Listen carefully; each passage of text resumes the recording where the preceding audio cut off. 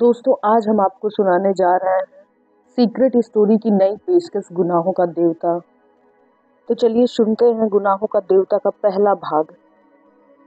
अगर पुराने जमाने की नगर देवता की और ग्राम देवता की कल्पनाएं आज भी मान्य होती तो मैं कहता कि इलाहाबाद का नगर देवता जरूर कोई रोमांटिक कलाकार है। ऐसा लगता है कि इस शहर की बनावट, गठन, जिंदगी और रहन सहन में कोई बंधे बधाए नियम नहीं, कहीं कोई कसाव नहीं। हर जगह एक स्वच्छंद खुलाव, एक बिखरी हुई सी अनियमितता। बनारस की गलियों से भी पतली गलियां और लखनऊ की सड़कों से चौड़ी सड़कें, यॉर्कशायर और ब्राइटन के उपनगरों का मुकाबला करने वाले सिविल लाइन्स और दलदलों की गंदगी को मात करने वाले मोहल्ले। मौसम में भी कहीं कोई सम नहीं, कोई संतुलन नहीं। सुबहें मलयजी, दोपहरें अंगारी तो शामें रेशमी। धरती ऐसी कि सहारा के रेगिस्तान की तरह बालू भी मिले और मालवा की तरह हरे भरे खेत भी मिले और ऊसर और परती की भी कमी नहीं। सचमुच लगता है कि प्रयाग का नगर देवता स्वर्ग कुंजों के निर्वासित कोई मनमौजी कलाकार है, जिसके सृजन में हर रंग के डोरे हैं। और चाहे जो हो, मगर इधर क्वार कार्तिक तथा उधर बसंत के बाद और होली के बीच के मौसम से इलाहाबाद का वातावरण नैस्सियम और पैंजी के फूलों से भी ज्यादा खूबसूरत और आम के बौरों की खुशबू से भी ज्यादा महकदार होता है। सिविल लाइन्स हो या अल्फ्रेड पार्क, गंगा तट हो या खुसरो बाग, लगता है कि हवा एक नटखट दोशीजा की तरह कलियों के आंचल और लहरों के मिजाज से छेड़खानी करती चलती है। और अगर आप सर्दी से बहुत नहीं डरते तो आप जरा एक ओवरकोट डालकर सुबह सुबह घूमने निकल जाएं तो इन खुली हुई जगहों की फिजा इठलाकर आपको अपने जादू में बांध लेगी। खास तौर से पॉप फटने के पहले तो आपको एक बिल्कुल नई अनुभूति होगी। बसंत के नए नए मौसमी फूलों के रंग से मुकाबला करने वाली हल्की सुनहली बाल सूर्य की उंगलियां सुबह की राजकुमारी के गुलाबी वक्ष पर बिखरे हुए भौराले ग्रीष्मों को धीरे धीरे हटाती जाती है और क्षितिज पर सुनहली तरुणाई बिखर पड़ती है। एक ऐसी ही खुशनुमा सुबह थी और जिसकी कहानी मैं कहने जा रहा हूँ वह सुबह से भी ज्यादा मासूम युवक प्रभाती गाकर फूलों को जगाने वाले देवदूत की तरह अल्फ्रेड पार्क के लॉन पर फूलों की सरजमी के किनारे किनारे घूम रहा था। कत्थई स्वीटपी के रंग का पश्मीने का लंबा कोट, जिसका एक कॉलर उठा हुआ था और दूसरे कॉलर से सरों की एक पत्ती बटन होल में लगी हुई थी। सफेद मक्खन जीन की पतली पैंट और पैरों में सफेद जरी की पेशावरी सैंडलें, भरा हुआ गोरा चेहरा और ऊंचे चमकते हुए माथे पर झूलती हुई एक रूखी भूरी लट। चलते चलते उसने एक रंग बिरंगा गुच्छा इकट्ठा कर लिया था और रह रहकर वह उसे सूंघ लेता था। पूरब के आसमान की गुलाबी पंखुड़ियां बिखरने लगी थीं और सुनहले पराग की एक बौछार सुबह के ताजे फूलों पर बिछ रही थी। अरे सुबह हो गई, उसने चौंक कर कहा और पास की एक बेंच पर बैठ गया। सामने से एक माली आ रहा था। क्यों जी, लाइब्रेरी खुल गई? अभी नहीं बाबूजी, उसने जवाब दिया। वह फिर संतोष से बैठ गया और फूलों की पंखुड़ियां नोचकर नीचे फेंकने लगा। जमीन पर बिछाने वाली सोने की चादर परतों पर परतें बिछाती जा रही थी और पेड़ों की छायाओं का रंग गहराने लगा था।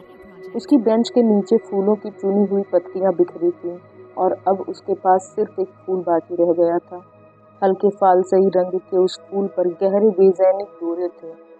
हेलो कपूर, सहसा किसी ने पीछे से कंधे पर हाथ रखकर कहा। यहाँ क्या झक मार रहे हो सुबह सुबह?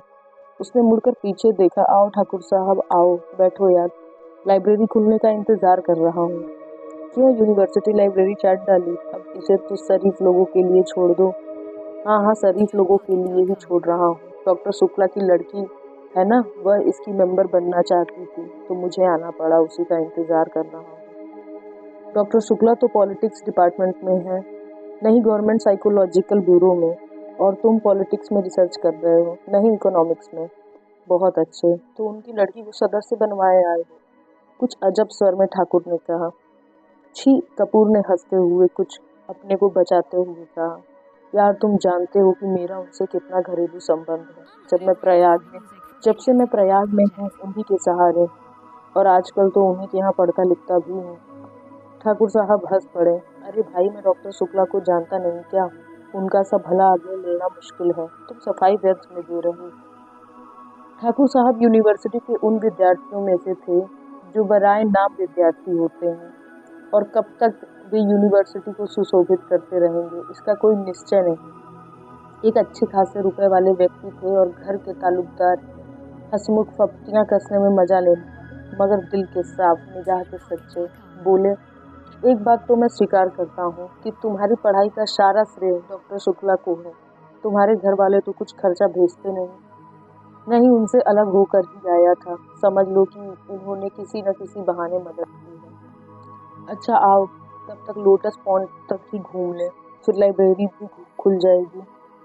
दोनों उठकर एक कृत्रिम कमल सरोवर की ओर चल दिए जो पास ही में बना हुआ था। सीढ़ियां चढ़कर ही उन्होंने देखा कि एक सज्जन किनारे बैठे कमलों की ओर एक टक देखते हुए ध्यान में तल्लीन है। छिपकली से दुबले पतले बालों की एक लट माथे पर झूमती हुई। कोई प्रेमी है या कोई फिलोसफर है? देखा ठाकुर? नहीं यार, दोनों से निष्कृष्ट कोटि के जीव हैं। ये कवि है, मैं इन्हें जानता हूँ। ये रविंद्र पिसरिया है, एमए में पढ़ता है। हाँ, मिला है तुम्हें। ठाकुर साहब ने एक बड़ा सा घास का तिनका तोड़कर पीछे से चुपके से जाकर उसकी गर्दन गुदगुदाई। बिसरिया चौंक उठा, पीछे मुड़कर देखा और बिगड़ गया। यह क्या बदतमीजी है ठाकुर साहब? मैं कितने गंभीर विचारों में डूबा था, और सहसा बड़े विचित्र स्वर में आंखें बंद कर बिसरिया बोला, आह कैसा मनोरम प्रभात है। मेरी आत्मा में घोर अनुभूति हो रही थी। कपूर बिसरिया की मुद्रा पर ठाकुर साहब की ओर देखकर मुस्कुराया और इशारे में बोला, है यार शगल की चीज, छोड़ो जरा। ठाकुर साहब ने तिनका फेंक दिया और बोले, माफ करना भाई बिसरिया, बात यह है कि हम लोग कवि तो हैं नहीं, इसलिए समझ नहीं पाते। क्या सोच रहे थे तुम? बिसरिया ने आंखें खोली और एक गहरी सांस लेकर बोला, मैं सोच रहा था कि आखिर प्रेम क्या होता है, क्यों होता है, कविता क्यों लिखी जाती है, फिर कविता के संग्रह उतने क्यों नहीं बिकते जितने उपन्यास या कहानी संग्रह। बात तो गंभीर है, कपूर बोला। जहाँ तक मैंने समझा और पढ़ा है, प्रेम एक तरह की बीमारी होती है, मानसिक बीमारी, जो मौसम बदलने के दिनों में होती है, मसलन क्वार कार्तिक या फागुन चैत। इसका संबंध रीढ़ की हड्डी से होता है, और कविता एक तरह का सन्निपात होता है। मेरा मतलब आप समझ रहे हैं मिस सिबरिया? सिबरिया नहीं, बिसरिया, ठाकुर साहब ने टोका। बिसरिया ने कुछ उजलत, कुछ परेशानी और कुछ गुस्से से उनकी ओर देखा और बोला, क्षमा कीजिएगा, आप या तो फ्रायडवादी हैं या प्रगतिवादी। आपके विचार सर्वदा विदेशी हैं। मैं इस तरह के विचारों से घृणा करता हूँ। कपूर कुछ जवाब देने ही वाला था कि ठाकुर साहब बोले, अरे भाई, बेकार उलझ गए तुम लोग, पहले परिचय तो कर लो आपस में। ये हैं श्री चंद्र कुमार कपूर, विश्वविद्यालय में रिसर्च कर रहे हैं, और आप हैं श्री रविंद्र बिसरिया, इस वर्ष एमए में बैठ रहे हैं, बहुत अच्छे कवि हैं। कपूर ने हाथ मिलाया और फिर गंभीरता से बोला, क्यों साहब, आपको दुनिया में और कोई काम नहीं रहा जो आप कविता करते हैं? बिसरिया ने ठाकुर साहब की ओर देखा और बोला, ठाकुर साहब, यह मेरा अपमान है, मैं इस तरह के सवालों का आदी नहीं, और उठ खड़ा हुआ। अरे बैठो बैठो, ठाकुर साहब ने हाथ खींचकर बैठा लिया। देखो कपूर का मतलब तुम समझे नहीं। उसका कहना है कि तुम में इतनी प्रतिभा है कि लोग तुम्हारी प्रतिभा का आदर करना नहीं जानते, इसलिए उन्होंने सहानुभूति में तुमसे कहा कि तुम कोई और काम क्यों नहीं करते, वरना कपूर साहब तुम्हारी कविता के बहुत शौकीन हैं, मुझसे बराबर तारीफ करते हैं। बिसरिया पिघल गया और बोला, क्षमा कीजिएगा, मैंने गलत समझा। अब मेरा कविता संग्रह छप रहा है, मैं आपको अवश्य भेंट करूंगा। और फिर बिसरिया ठाकुर साहब की ओर मुड़कर बोला, अब लोग मेरी कविताओं की इतनी मांग करते हैं कि मैं परेशान हो गया हूँ। अभी कल त्रिवेणी के संपादक मिले, कहने लगे अपना चित्र दे दो। मैंने कहा कि कोई चित्र नहीं है, तो पीछे पड़ गए। आखिरकार मैंने आइडेंटिटी कार्ड उठा करके उन्हें दे दिया। वाह, कपूर बोला, मान गए आपको हम। आप तो राष्ट्रीय कविताएं लिखते हैं या प्रेम की? जब जैसा अवसर हो, ठाकुर साहब ने जड़ दिया। वैसे तो यह वारफ्रंट का कवि सम्मेलन, शराबबंदी कॉन्फ्रेंस का कवि सम्मेलन, शादी ब्याह का कवि सम्मेलन, साहित्य सम्मेलन या कवि सम्मेलन सभी जगह बुलाए जाते हैं। बड़ा यश है इनका। बिसरिया ने प्रशंसा से मुग्ध होकर कहा, देखो, मगर फिर एक गर्व का भाव मुंह पर लाकर गंभीर हो गया। कपूर थोड़ी देर चुप रहा, फिर बोला, तो कुछ लोग हम लोगों कुछ कपूर थोड़ी देर चुप रहा, फिर बोला, तो कुछ हम लोगों को भी सुनाइए ना। अभी तो मूड नहीं है, बिसरिया बोला। ठाकुर साहब बिसरिया को पिछले 5 सालों से जानते थे। वे अच्छी तरह जानते थे कि बिसरिया किस समय और कैसे कविता सुनाता है। अतः बोले, ऐसे नहीं कपूर, आज शाम को आओ, जरा गंगा जी चलें, कुछ बोटिंग रहे, कुछ खाना पीना रहे, तब कविता भी सुनना। कपूर को बोटिंग का बहुत शौक था। फौरन राजी हो गया और शाम का विस्तृत कार्यक्रम बन गया। इतने में एक कार उधर से लाइब्रेरी की ओर गुजरी। कपूर ने देखा और बोला, अच्छा ठाकुर साहब, मुझे तो इजाज़त दीजिए, अब चलो लाइब्रेरी में, वो लोग आ गए। आप कहाँ चल रहे हैं? मैं ज़रा जिमखाने की ओर जा रहा हूँ। अच्छा भाई, तो शाम को पक्की रही। बिल्कुल पक्की, कपूर बोला और चल दिया। लाइब्रेरी के पोर्टिको में कार रुकी थी और उसके अंदर ही डॉक्टर साहब की लड़की बैठी थी। क्यों सुधा, अंदर क्यों बैठी हो? तुम्हें ही देख रही थी चंदर। और वह उतर आई। दुबली पतली नाटी सी साधारण सी लड़की, बहुत सुंदर नहीं, केवल सुंदर, लेकिन बातचीत में बहुत दुलारी। चलो अंदर चलो, चंदर ने कहा। वह आगे बढ़ी, फिर ठिठक गई और बोली, चंदर, एक आदमी को 4 किताबें मिलती हैं क्या? हाँ, क्यों? तो उसमें बड़े भोलेपन से मुस्कुराते हुए कहा, तो तुम अपने नाम से मेंबर बन जाओ और 2 किताबें हमें दे दिया करना बस। ज़्यादा का हम क्या करेंगे? नहीं, चंदर हंसा, तुम्हारा तो दिमाग खराब है। खुद क्यों नहीं बनती मेंबर? नहीं, हमें शर्म लगती है। तुम बन जाओ मेंबर हमारी जगह पर। पगली कहीं की, चंदन ने उसका कंधा पकड़कर आगे ले चलते हुए कहा। वाह रे शर्म, अभी कल ब्याह होगा तो कहना हमारी जगह तुम बैठ जाओ चंदन। कॉलेज में पहुंच गई लड़की, अभी शर्म नहीं छूटी इसकी। चल अंदर। और वह हिचकती, टिटकती, झेपती और मुड़ मुड़कर चंदर की ओर रूठी हुई निगाहों से देखती हुई अंदर चली गई। थोड़ी देर बाद सुधा 4 किताबें लादे हुए थी। कपूर ने कहा, लाओ मैं ले लूं। तो बांस की पतली टहनी की तरह लहराकर बोली, सदस्य, मैं तुम्हें क्यों दूं किताबें?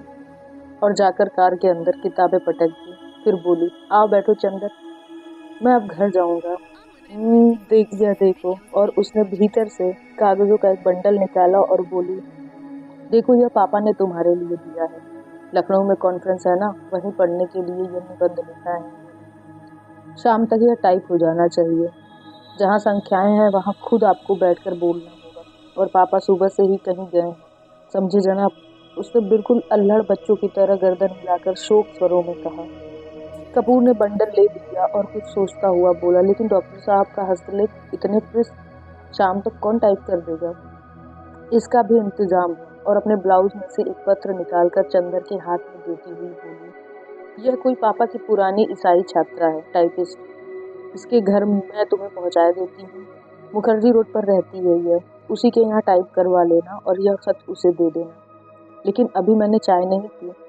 समझ गए, अब तुम सोच रहे होगी कि इसी बहाने सुधा तुम्हें चाय भी पिला देगी। सो मेरा काम नहीं है जो मैं चाय पिलाऊं, पापा का काम है यह। चलो आओ। चंदर जाकर भीतर बैठ गया और किताबें उठाकर देखने लगा। अरे, चारों किताब कविता की किताबें उठा लाई। समझ में आएंगी तुम्हारे? क्यों सुधा? नहीं, चिढ़ाते हुए सुधा बोली, तुम कहो तुम्हें समझा दे। इकोनॉमिक्स पढ़ने वाले क्या जाने साहित्य। अरे, मुखर्जी रोड पर ले चलो ड्राइवर, चंदर बोला। इधर कहाँ चल रहे हो? नहीं, पहले घर चलो, सुधा बोली। चाय पी लो तब जाना। नहीं, मैं चाय नहीं पीऊंगा, चंदर बोला। चाय नहीं पीऊंगा? वाह वाह। सुधा की हंसी में दूधिया बचपन छलक उठा। मुंह तो सूख कर गोभी हो रहा है, चाय नहीं पीऊंगी। बंगला आया तो सुधा ने महाराजी से चाय बनाने के लिए कहा और चंदर को स्टडी रूम में बिठाकर प्याले निकालने के लिए चल दी।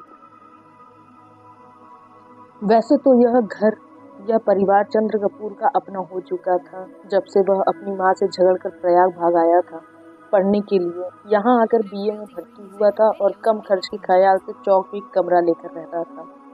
तभी डॉक्टर शुक्ला ने, उनके सीनियर टीचर थे और उसकी परिस्थितियों से अवगत थे। चंदर की अंग्रेजी बहुत ही अच्छी थी और डॉक्टर शुक्ला उससे अक्सर छोटे छोटे लेख लिखवा कर पत्रिकाओं में भिजवाते थे।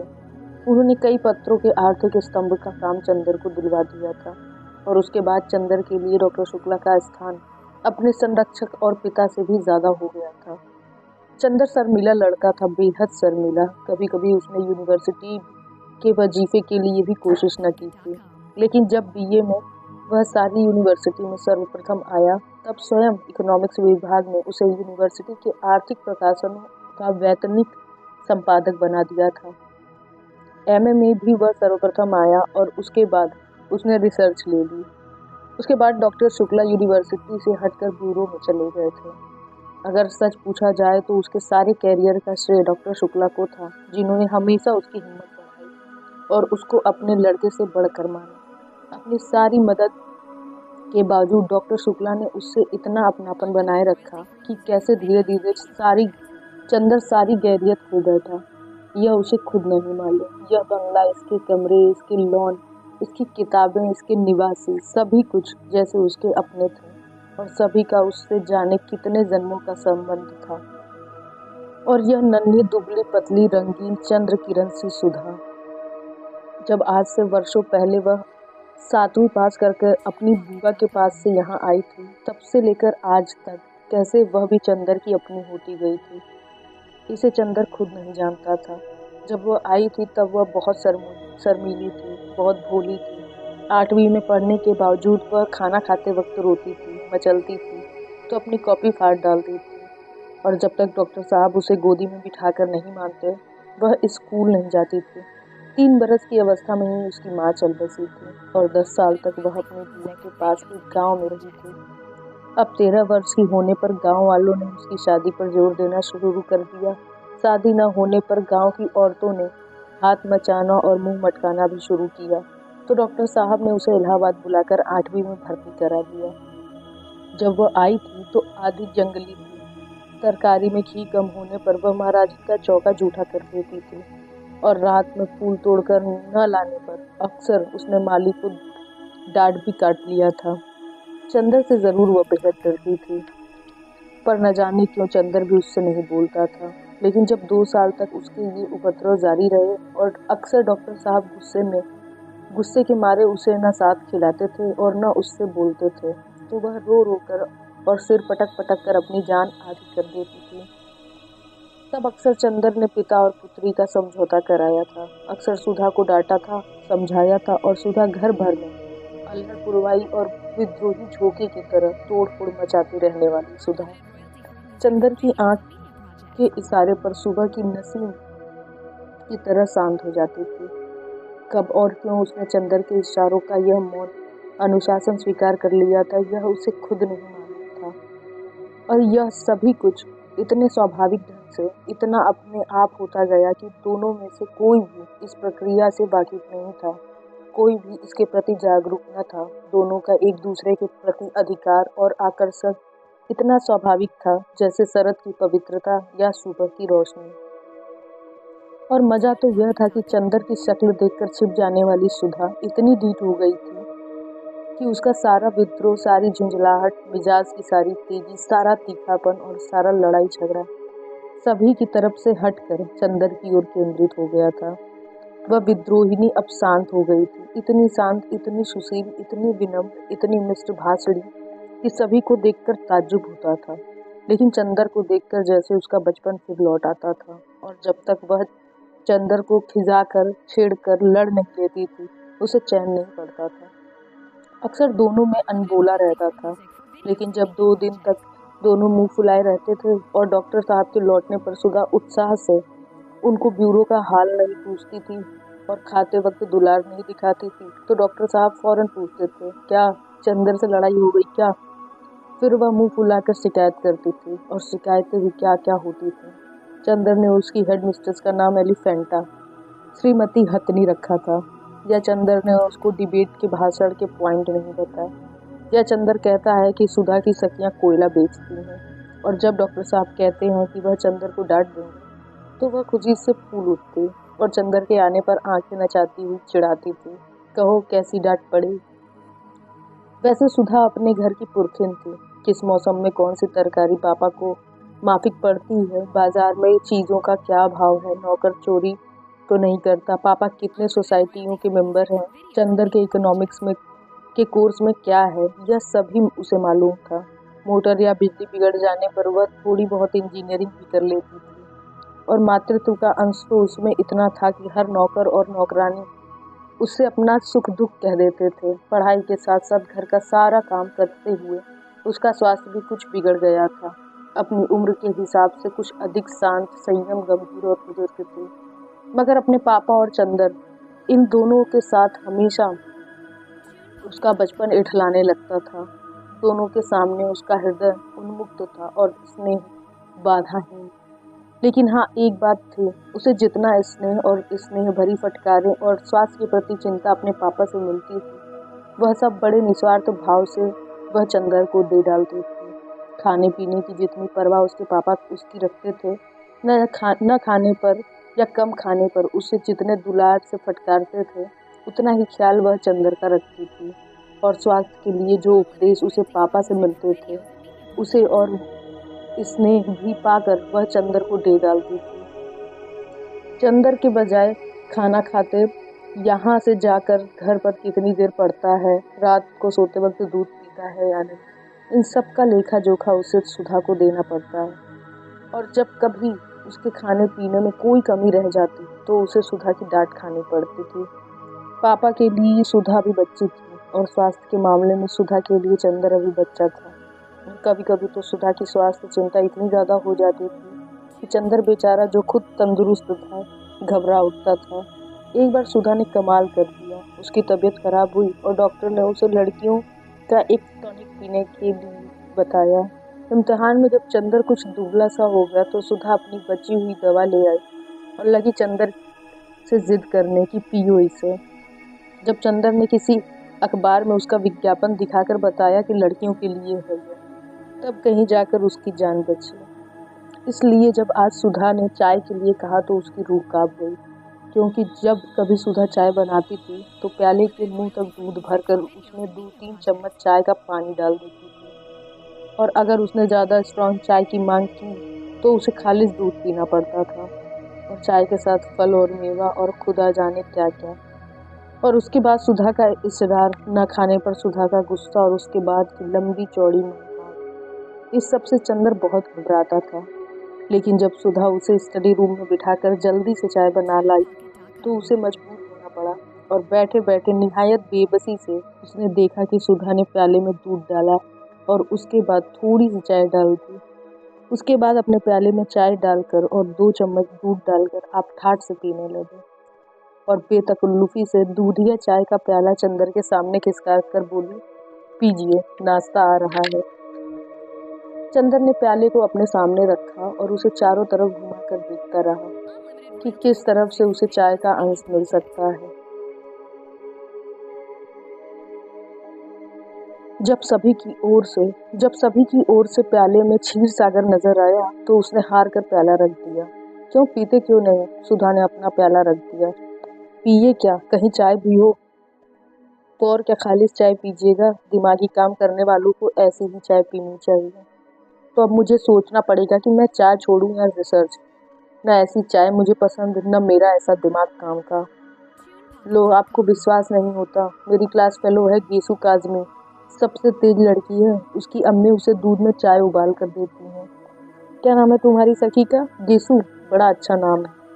और क्या, मेरी सबसे घनिष्ठ मित्र है और उतनी ही अच्छी है जितना अच्छा नाम। जरूर जरूर, वो बिचकाते हुए चंदर ने कहा, और उतनी ही काली होगी जितने काले गेसू। तक शर्म नहीं आती किसी लड़की के लिए ऐसा कहते हुए?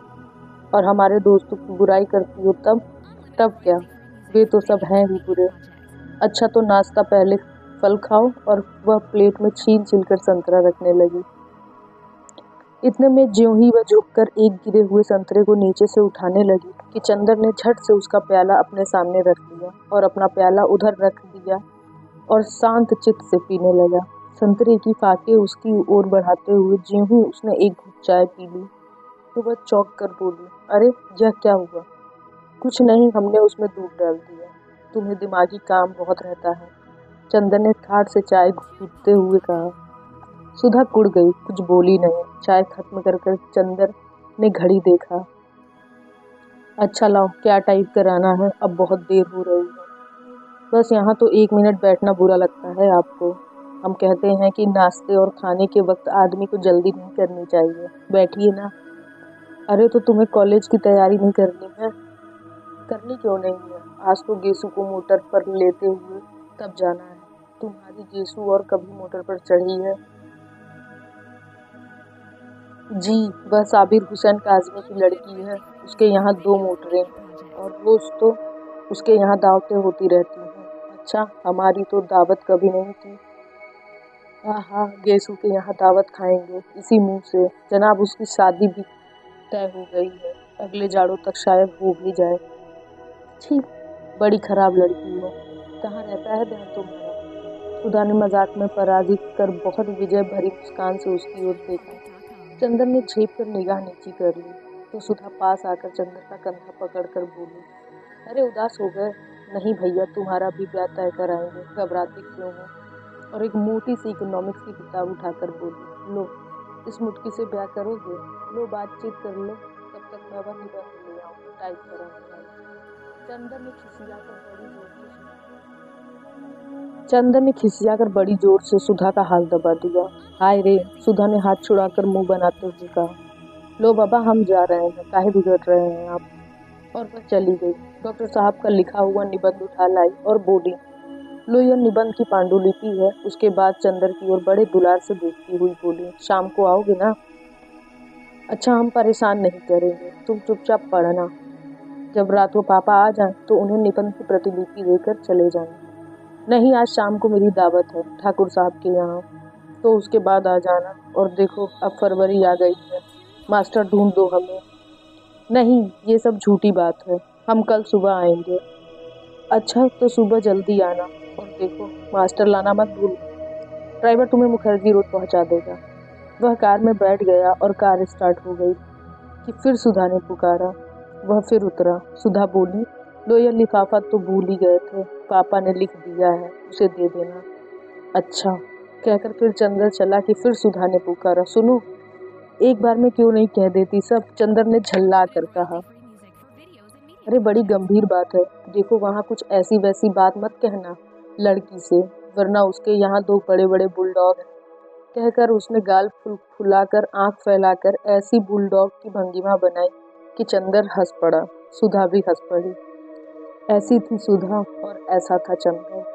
आगे की कहानी सुनने के लिए बने रहिए हमारे चैनल सीक्रेट स्टोरी के साथ और हमें कमेंट करके बताइए उन किताबों के नाम जो आप सुनना चाहते हैं।